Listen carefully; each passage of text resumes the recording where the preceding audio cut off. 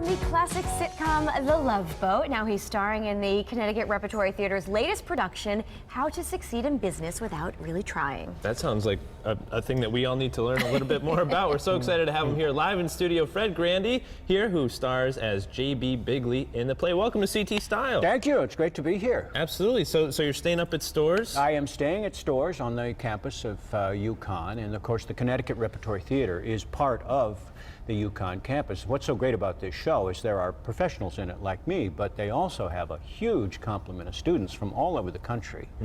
So, you know, geezers like me can train these young kids. No, you're seasoned. I think that's the problem. A veteran. Why don't we go with Becoming that? a star takes skills. Do you learn anything from the students? I mean, do you pick up on little... listen, I got to tell you, the kids in this show, you know, How to Succeed in Business is now almost 50 years old. But the show is as current now as it was back in the early 60s because it's about crony capitalism, it's about Wall Street. I mean, it could be torn from Donald Trump or Bernie Sanders' campaign. But what's so wonderful about having young people in this show is the voices.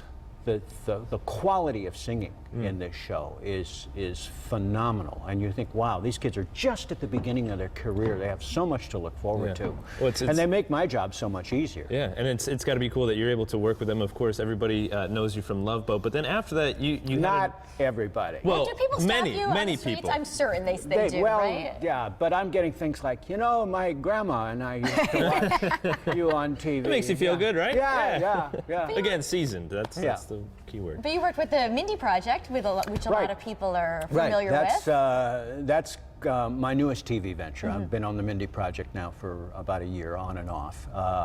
I have a connection to the Mindy Project. You know a guy there, too? I know a guy there. He happens to be my son. He's the executive producer. I'm sure it has nothing to do with me being on the show. Not anyway, at all. Yeah. You were just that talented, he said. Yeah. Hey, I got to bring him on board. Also, you've had quite the career in talk radio. Right. And as a politician. So on your radio show, you talk a lot about politics. We talked about politics all the time. How do you see the current political landscape right now? Well, it's great theater, isn't it? I mean, it's quite a show. It really is. And the thing that interests me about it is that this is the first election that I can remember, and I've been really in politics since about 1986, where the public is so involved that they're actually telling the organized political establishments on the right and the left what's going to happen. And this is horrifying Washington, but it's great theater.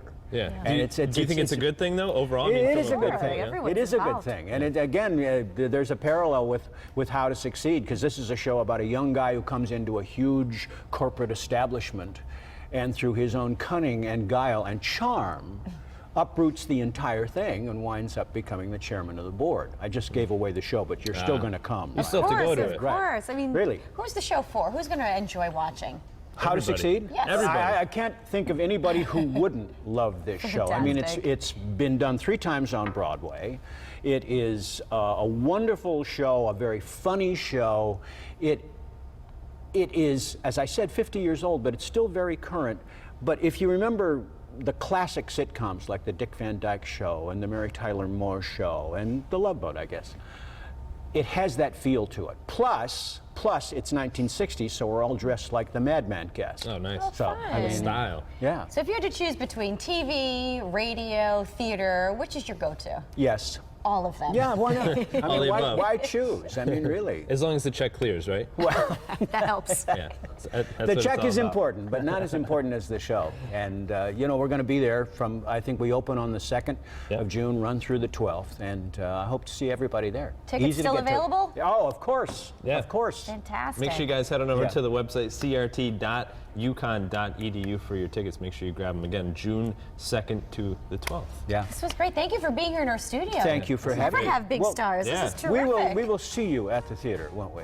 Absolutely. We'll be there, front row. Good. Watch out. You know, because I'm not without influence. I'd hate to have to cut off your Social Security if you didn't do the show, you know. That would not be awful. good. We Yeah. will You be might there. not have Social We Security. promise. Yeah, by the time I get Let's be there. honest. Well, you come to the show, I'll see it happens. All right. All right. Well, coming up, are you working out and still not losing